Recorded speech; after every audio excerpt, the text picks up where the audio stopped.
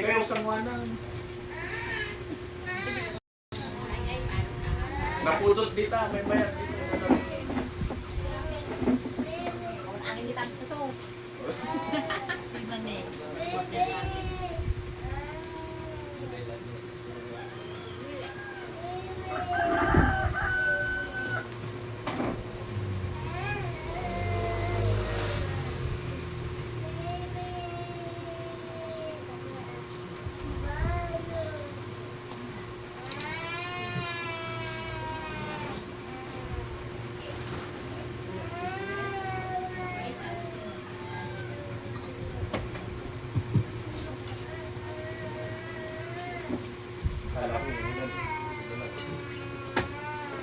Okay, sige po, tayo po ay mag-umpisa na sa ating pong worship sa umaga po ito. Natawagan po natin yung ating song leader. Jeremiah, dito ka na sa labas.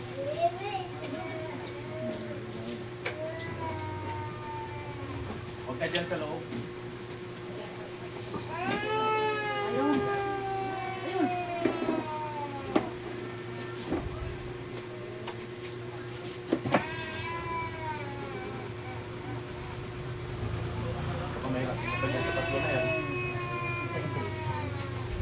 Saan ko na sa Song 48? Song 48.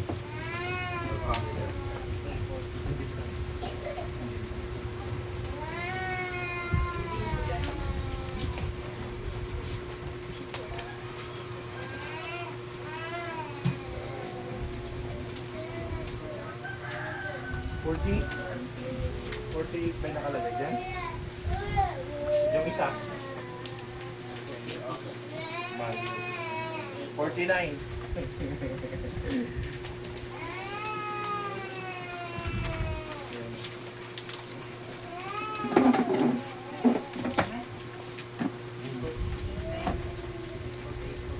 Yun, nandyan. Ay, magkaiba tayo. Magkaiba. Sige, yan na lang. 49 yung nandun. May mali yung nandyan. Anong title? Na family card.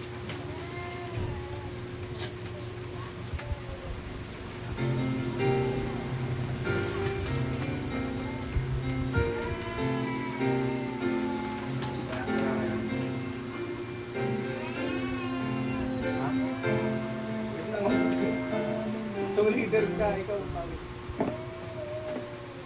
Laksa mo doon.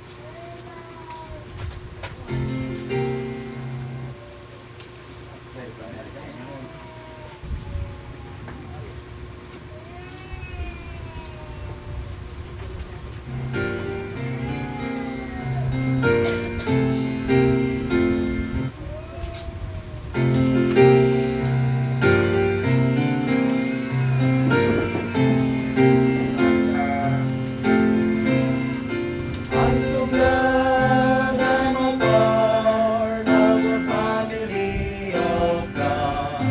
I've been washed in the fountain, cleansed by His blood, joined tears with Jesus as we travel His road. For I'm a part of the family of God.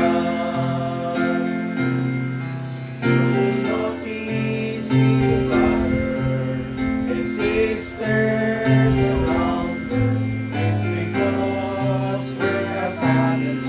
This forms our sweet when this one has a heartache. And rejoice in His victory, His family so dear. I'm so glad I'm a part of the family of God. I've been washed in the fountain, cleansed by His blood, joined His with Jesus as we travel this side. For I'm part of the family of God. Lord, open door for me.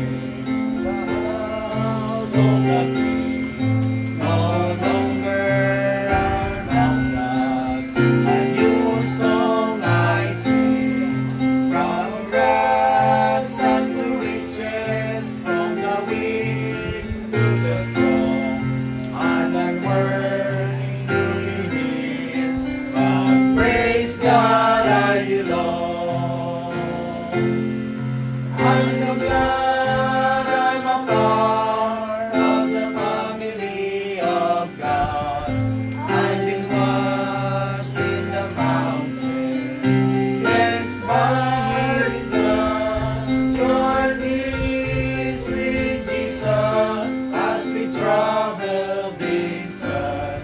For I am part of the family of God. I'm a part of the family of God. I've been washed in the fountain, cleansed by His blood. Join me, sweet Jesus, as we travel this earth. For I'm a part of the family of God.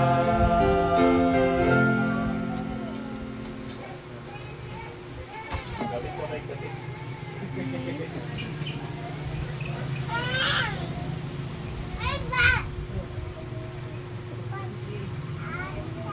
Natin sa song number 18. Ay, ito. Itin.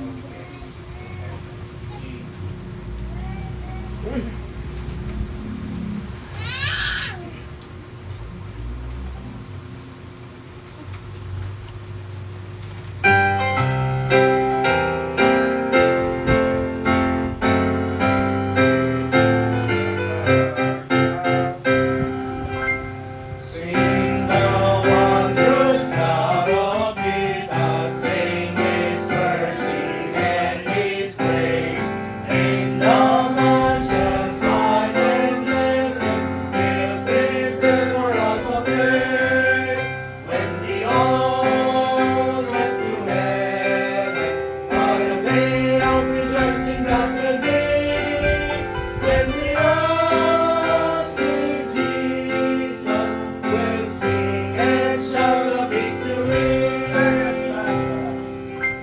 While we walk the pilgrim pathway, clouds will overspread the sky. But when traveling days are over, not a shadow, not a sign. When we all get to heaven, what a day of rejoicing that will be. When we all see Jesus, we'll sing and shout the victory. Let us then be truly faithful, trusting, serving every day. Just one glimpse of living glory will the cause of God repay.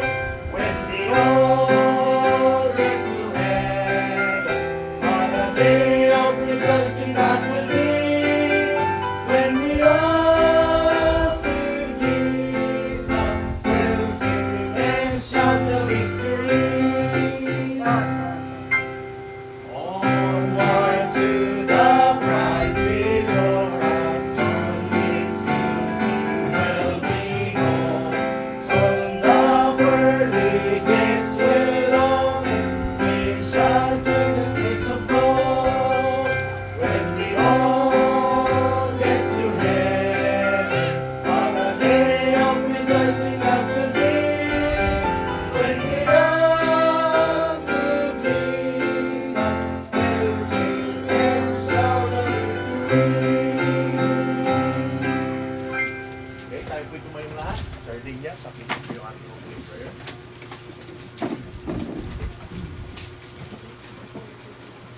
Ama namin Diyos, papurit ko sa salamat po ang binibigay namin sa iyo ngayong umaga ito. Salamat po Lord sa buhay ng bawat isa na nandito ngayon na ginagawa Panginoon. Pasalamat din po kami Ama sa isang buong linggo na lumipas na muli po Lord ay napagtagumpayan po namin po ito sa biyaya mo. At salamat sa mga kapatid na nagpapatuloy sa iyo. Sa umagang ito, Panginoon, dumalapit po kami sa iyo. hinihiling po namin ang patawad sa mga kasalanan po po nag-miss sa amin po sa principal. At ngayong kami muli ay makakapinig ng video sa salita. Tuloy na mga salita mo at ang aral mo Panginoon ay magamit namin sa araw-araw namin. Sa mga kapatid po namin na wala pa sa aming feeling na sa amin po sila Lord ay bigyan mo sila palagi ng conviction sa kanilang puso at maging practice po namin ng mga Kristyano ang umaten at makinig ng iyong salita particularly sa mga linggo po. Ganun din po ang aming pastor na patuloy ng Maraming salamat po sa buhay niya at sa pangalan ng Panginoon Panginoon. Ganun din po ang pagkakas mo sa kanila at ang provide ng mga pangangailangan po. Sa aking mga kapatid, may mga kung meron man po sa amin ang may mga karamdaman, ito po Panginoon ang pagaling at humingi po sa kanila upang sa ganun po sa kanila kagalingan mula sa Lord. At sa pagpapasimula ng aming gawain, Panginoon, ay lumalapit po kami sa iyo, humihingi po ng biyaya o Lord, ay ito po ang manguna sa oras na ito at alisin mo po Lord ang anumang gawa ng kaaway kahadlang sa aming pagpiling at tulungan mo po kami na mabuksan ang aming pusong isipan at focus po namin sa mga mensahe na ibibigay mo Lord. Ganun din po, ilalapit po namin sa iyo ang aming pastor na gagamitin pong mensahero sa oras na ito ay ito po magbigay ng wisdom sa kanya, pagkakaroon knowledge. At ganun din po ang mga araw na nais mong magbigay sa amin at maramdaman po namin. At ito ay magpunga sa amin. Salamat po Panginoon, patuloy pong papuri at pasasalamat ang aming pinagpapos sa iyo sa pangalan ng Jesus ng aming tagapagpapas. Amen. Okay, pwede na po yung maupo. At salamat po, tayo po ay nandito muli. Amen. Okay, so tayo po ay magdadako na po muna sa ating Sunday School. At hilingin ko po na buksan po natin sa Titus chapter 2 verse 11 to 12.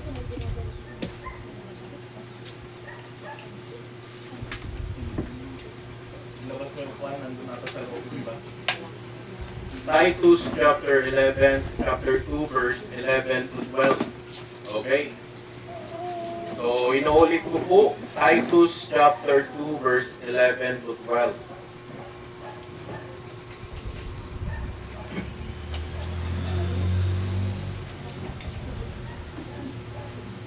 Ang sabi niya, sa Tagalog, sapagkat napakita ang biyaya ng Diyos na may dalang kaligtasan sa lahat ng tao, na nagtuturo sa atin upang pagtangi natin sa kalikuan at sa kahalayan ng sanlibutan ay marapat mabuhay tayong may pagpipigil, matuwid at banal sa panahong kasalukuyan ng sanlibutan ito. Next, verse 13.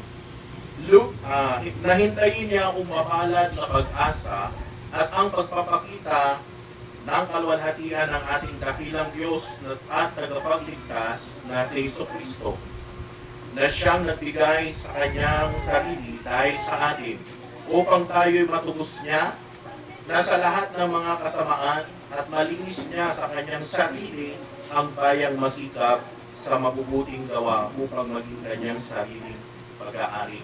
So ang nais ko po na pag-aralan po natin ngayon ay patungkol po sa, or ang title po nito ay Show a Godly Light. Ano po? For an Ungodly World. Show a Godly Light for an Ungodly World. Sa Tagalog, ipakita ang isang makadiyos na buhay para sa isang hindi makadiyos na mundo. So, ibig sabihin, sa buhay po natin ngayon, isa sa mahalaga na sa buhay ng isang mananampalataya ay maipakita niya yung buhay niya bilang isang Kristiyano. At dito po, na ating pong pag-aaralan ngayon, pag sinabi po natin na show a godly life nakikita. Amen? Nakikita yung pagbabago sa buhay ng isang mananampalataya. Sapagkat ang mundo po natin ngayon ay hindi po ganon katino. At kung mapapansin po natin, ang mundo po natin ngayon ay pasama ng pasama. Di ba? Nabalitaan po natin noong mga nakaraan lang doon sa ibang lugar, lalo na sa Tacloban, na yung mga bata, pinagbabaril niya yung mga tao doon. Akalain mo yun, dati matanda lang gumagawa, pero ngayon bata na rin. So kung titignan po natin, malaki talaga ang impluensya ng mundo po natin. At isa na sa buhay po natin bilang mga Kristiyano ay mission po natin yung ganitong bagay. Amen po ba? So paano po ba natin ipakita ang isang makadiyos na buhay sa mundo po natin na hindi po ganon makadiyos? Sapagkat kung hindi po tayo maging maingat, kahit tayo po ay mga mananampalataya, pwede rin po na tayo po ay mahuli or tayo din po ay maimpluwensyahan ng mundo po natin. Amen po ba? Akalain mo yun, sunod-sunod kahit sa ibang school, sa Cavite, yung estudyante, pinagsasaksak niya yung grade 10 ba yun? Pinagsasaksak niya yung grade 9. Grabe, Sa Negros naman, grinipuhan niya yung isang batang, yung estudyante din, high school din.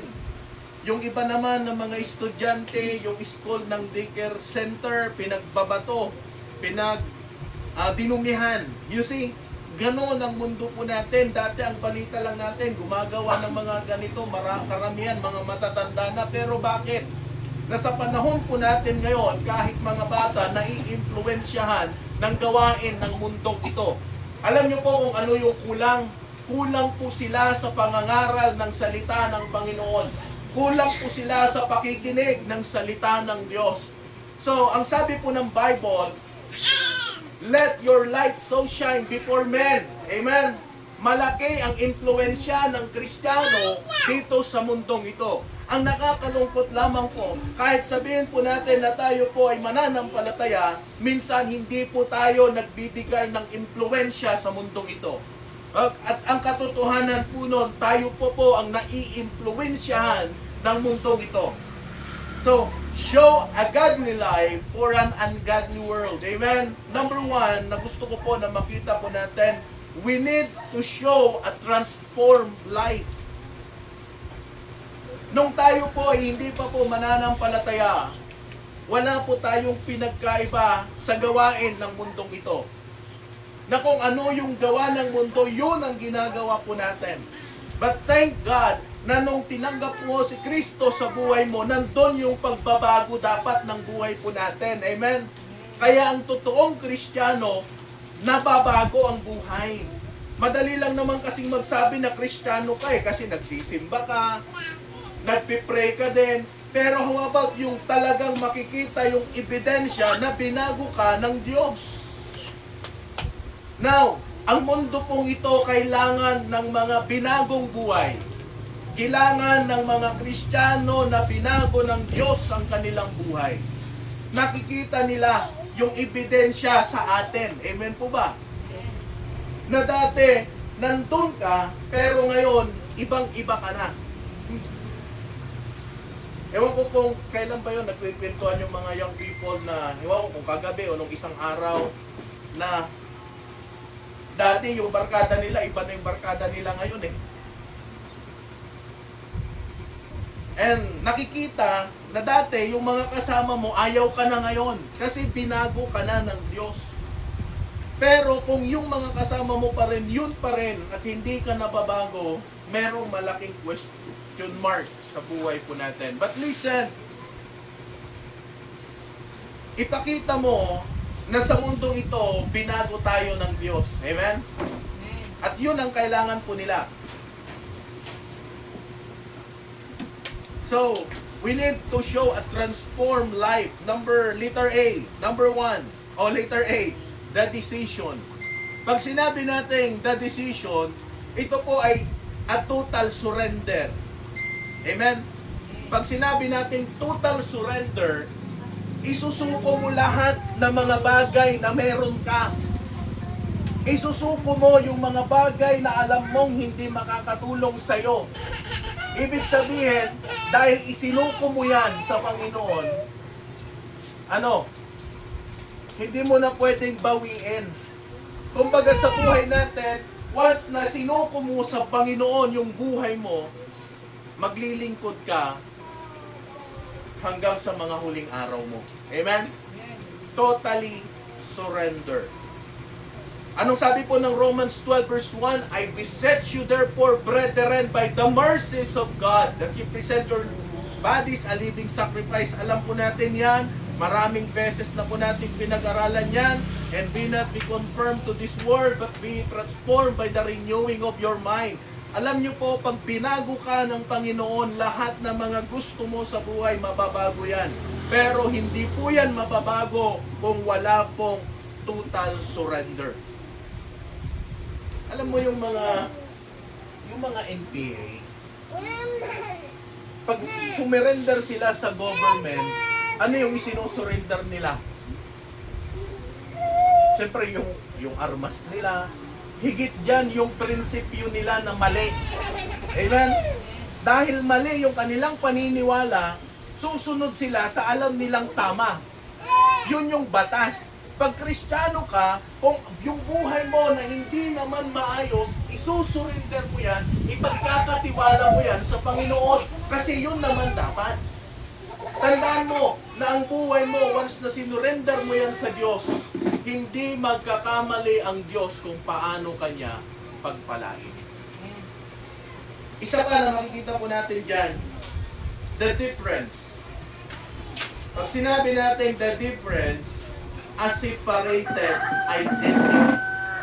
Pag sinabi natin separated identity, hindi na ikaw yung dating ikaw. Iba na yung pagkakakilanlan sa'yo. Amen? Yung pagkakakilanlan sa'yo kasi dati ganito yan eh. Kilala ko na. Pag sinabi nilang, ay si Dan, alam ko na yan. Kilala ko na yung ugali na yan. Ganito yan. Pasaway yan na anak. Maldita yan. Mahilig makipagchismisan yan. Di ba? Pero ngayon, pag sinabi natin a separate identity, nung nagkaroon ka ng panibagong buhay, nakita nila yung panibagong ikaw. Ay, okay yan ngayon. Ano kayang sikreto? Bakit iba na yung buhay niya? Iba na yung pagkakakilanlan mo ngayon. Amen? Kasi, pag Kristiyano ka, nababago ka eh. Kaya maniniwala pa rin ako, pag sinabi mong born again, Christian, binagong buhay yan. Hindi lamang pangalan yan. Kundi yung born again Christian, nasa loob, amen? Na nung tinanggap mo si Kristo, binago ka ng Diyos, na born again ka. Pero yung mga tao, kung walang born again, kung hindi ka na born again, nandun ka pa rin sa kung ano ka. Ano pa? Marami pa tayo. The difference. Number 3 na makikita, letter C na makikita po natin, the direction. A renewed mindset. Pag sinabi renewed mindset, isang panibagong kaisipan. But be transformed by the renewing of your mind. Amen? Saan ba nag-uumpisa yung pagbabago ng ating mga kilos gawa? Pag binago natin yung ating kaisipan. Na pag ikaw ay tumanggap sa Panginoon, na-realize mo sa iyong puso, sa iyong buhay, ganito ang dapat kong gawin, mali ito, dapat baguhin ko na. And then, ang Panginoon, kikilos sa buhay po natin. Amen? By the renewing of your mind. Kasi, kahit naman anong pangaral ko, kung hindi mo babaguhin ang kaisipan mo, wala pa rin mangyayari, kapatid. Kaya mali minsan yung, hindi ka naman nababago ng church, hindi ka naman nababago ng pangangaral ng pastor mo. Mali po yun eh. Kasi ang talagang magbabago sa'yo, unang-una ang Diyos at pangalawa yung sarili mo kung paano ka mag-isip. Kasi kahit anong bago ng Diyos sa buhay mo, Kung hindi ka naman mag-iisip na kailangan mong baguhin yung buhay na meron ka, useless ang buhay na meron po tayo. Kaya nga po, unang-una, the direction. Ano ba yung direction ng buhay na meron po tayo? Ano ba yung tinutumbok ng kaisipan po natin? Ito ba yung mindset na yung iniisip mo, gusto ko nang bumalik sa Panginoon, gusto ko nang maglingkod sa Panginoon, or gusto ko pa na i-enjoy ang buhay ko at i-enjoy ang kabunduhan ng mga bagay? Kapatid, panahon na tayo po ay maging matapat sa mundong ito. Amen? Active naman po tayo sa mga social media. Alam naman po natin yung nangyayari sa mga panahon po natin ngayon. But listen, yung mga buhay ng marami na yan, sino ang kailangan nila? Ang kailangan nila yung mga Kristiyano na nabago ang buhay. Amen? Ano ba? The discovery, a cleaner will, isang mas malinaw na kalooban. Dati, kalooban natin nasusunod. But listen, that you may prove what is that good and acceptable and perfect will of God. Maganda pa rin talaga na masinusunod mo kung ano ang gusto ng Panginoon sa buhay mo, kaysa kung ano yung gusto natin. Kasi, pag sinunod mo yung gusto mo, at ito'y yung kagustuhan mo ay taliwas sa Panginoon, malaking problema po yan. And then, letter D, the demonstration. Pag sinabi po natin demonstration, a fruitful witness. Acts chapter 1 verse 8. Acts chapter 1 verse 8, sabi niya, but you shall receive power when the Holy Ghost has come upon you, and you shall be witnesses. Amen. Pag sinabi natin witnesses, yung mga tao, sila yung magiging witness sa'yo kung paano ka nabago ng Diyos. Kaya dati sakit ka sa ulo, pero ngayon, kasiyahan ka na ng marami. Amen po ba? Yes, marami akong kilalang ganun. May mga pastor akong kaibigan na dati sakit sa barangay. Naalala ko dati nung nag-preach kami sa bus, ewan ko kung naikwento ko po ito. May tinitrain po ako na 2. Tapos, ay isa. Tapos yung isa, mayroon din siyang itinitrain na isa. Sa bali, 3 po kami. Eh alam nyo naman po, pag bus preaching, dapat dyan makapal yung mukha mo eh. So, tumayo ako. Una-unahan lang yan. Kung sino yung mag-i-introduction, tatawagin niya yung mag-preach. So sabi ko doon sa kasama ko, ikaw mag-preach ha, ako mag-i-introduction. Sabi niya, ayaw ko. So biglang tumakbo sa harap, nag-introduction. Ako po, ganito, ganyan. Ayan.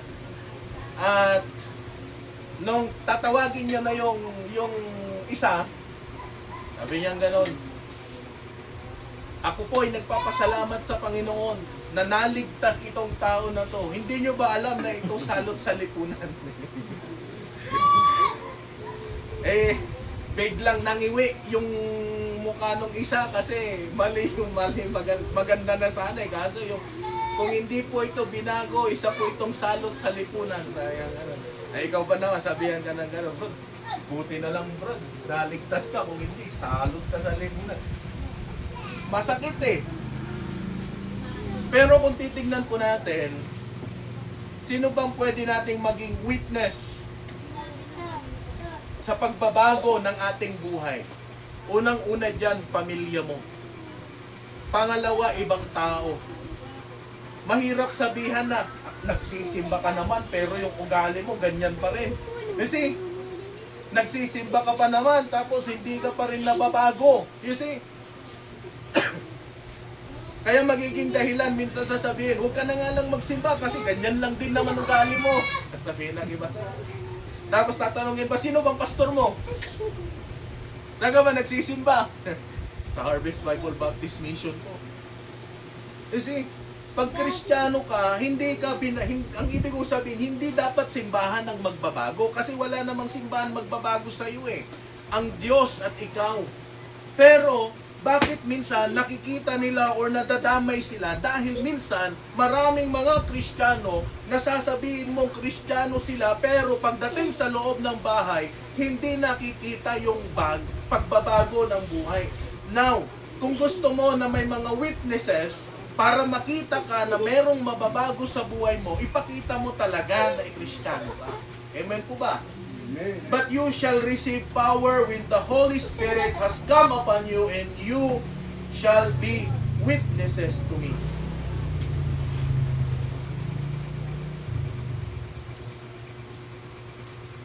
Pag witnesses, pwede mong sabihin sa iba kung ano ang ginawa ng Panginoon sa buhay mo at kung paano ka niligtas ng Diyos. Kasi, actually, kahit wala ka namang ginagawa, pag nakita lang nila yung buhay mo na nababago ka, may mga taong susunod eh. Bakit? Kasi binago ka ng Panginoon. Pero kung hindi nakikita yung pagbabago, paano ka magiging witnesses kung tayo mismo walang transform sa buhay po natin. Amen? Number 2, we need to show a transparent life. Transparent. Ibig sabihin, walang natatago sa buhay mo. Amen? Maliban sa ikaw ay binago ng Diyos, transparent ka sa buhay po ng bawat isa. Alam nila yung nangyayari sa buhay mo. Alam nila na nababago ka sa buhay na meron ka ngayon. Kaya wag po kayo magtaka bakit minsan yung mga man of God, mahilig po yan mangalkal ng buhay ng marami. Kaya ang tawag po sa amin minsan, mga marites din. Pero alam mo, pag Kristiyano ka, transparent ka sa lahat eh. Alam nila kung ano yung yung buhay mo at kung paano ang Diyos kumilos sa buhay na meron ka. Nakikita nila yung ginagawa mo bilang Kristiyano. Amen? Paano ka kumilos, paano ka mag-perform sa ministry na ipinagkaloob sa iyo ng Panginoon. Unang-una dyan, our walk. Paano ka ba lumakad? Living transparently before God means our eternal heart matches our eternal walk. Amen? Ang pamumuhay ng lantaran sa harap ng Diyos ay nangangahulugan na ang ating panloob na puso ay tumutugma sa ating panlabas na paglakad. Tama nga naman, kaya kung ano yung nakikita sa'yo, yun yung nasa loob mo. Kaya pag ikaw yung anak na masunurin, alam nila na ikaw yung anak na masunurin kasi yun yung nasa puso mo. Lantaran. Alam niyo yung lantaran, harap-harapan na nakikita ng Diyos yung lakad mo para sa Kanya. Hindi lang yan. But if we walk in the light as He is in the light, we have fellowship one with another, and the blood of Jesus Christ, His Son, cleanseth us from all sin. So, ngunit kung tayo'y nagsisilakad sa liwanag na gaya niyang nasa liwanag, ay may pakikisama tayo sa isa't isa. Amen po ba? Not only our walk, our word.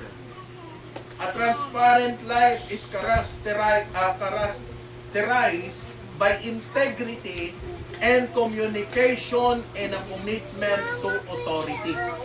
Ang isang malinaw na buhay ay nilalarawan sa pamamagitan ng integridad na komunikasyon at isang pangako sa pagiging tunay. Pag sinabi natin our word, di ba napag-aralan natin yon? But be an example of the believers. Tama? In word. Nakikita yung ating kung paano tayo magsalita. Kaya pag transparent, nakikita.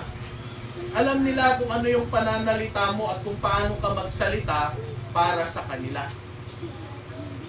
Kaya pag Kristiyano ka, iwas-iwasan mo yung mga salita na hindi dapat naririnig ng marami. Amen po ba? Yes. Pag Kristiyano ka, iwasan mo nang magmura. Pag Kristiyano ka, iwasan mo nang magsalita ng mga hindi dapat. Ang Kristiyano hindi lang nakikita sa buhay, kundi nakikita sa pananalit, naririnig sa mga salita na atin pong nabibitawan. At tandaan po natin na ang totoong ligtas at totoong Kristiyano, yung mga salita na lumalabas sa kanyang bibig, nagbibigay ng encouragement at hindi po discouragement. Amen?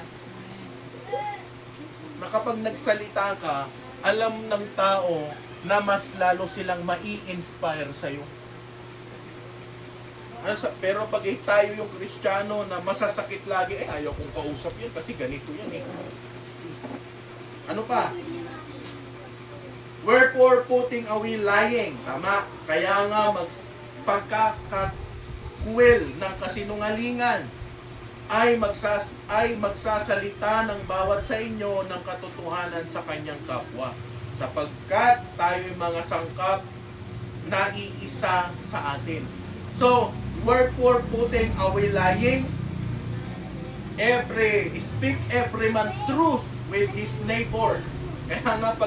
Kaya neighbor, alam niyo yung neighbor, kapitbahay.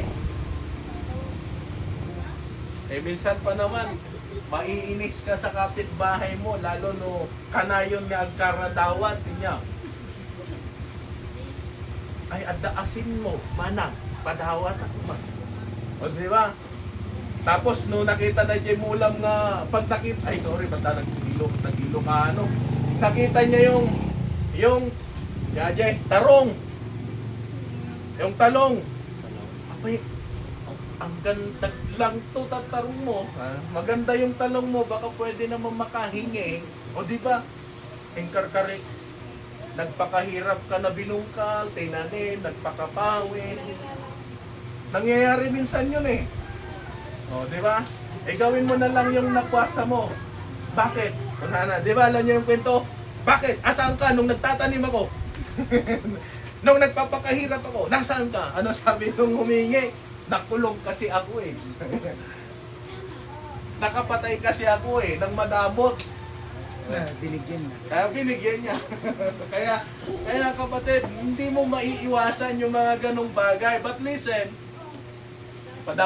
pahingi nga ng talo, tapos ibagang maawan, tapos makikita na naglangto. Ano sasabihin niya sa'yo? Napakasinungaling naman ng kapitbahay ko na yon. Ang mga ganon eh.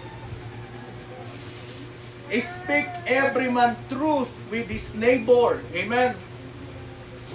Ibig sabihin, bawat salita na namumutawi sa iyong bibig, katotohanan. Kung paano ka binago ng Diyos, paano ka naging ganyan dahil ang Diyos mismo ang kumilos sa buhay na meron ka.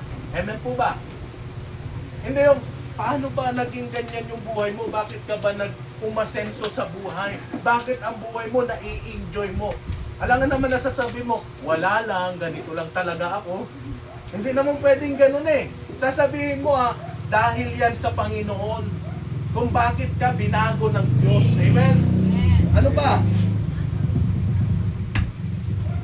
Our witnesses, when believers live transparent lives, their authenticity becomes a powerful tool for evangelism. Diba? Alam nyo yung ibig kong sabihin na dati nag-iisa ka lang, pero nung nakita nila yung buhay mo na binago ka ng Diyos, may naaakay ka kahit hindi mo natuturuan. Amen po ba? Amen. Bakit? Yung buhay mo palang na nabago, pruweba na yan na binago ka ng Diyos eh. Pero hindi lahat ganon. Yung iba kailangan talaga turuan mo ng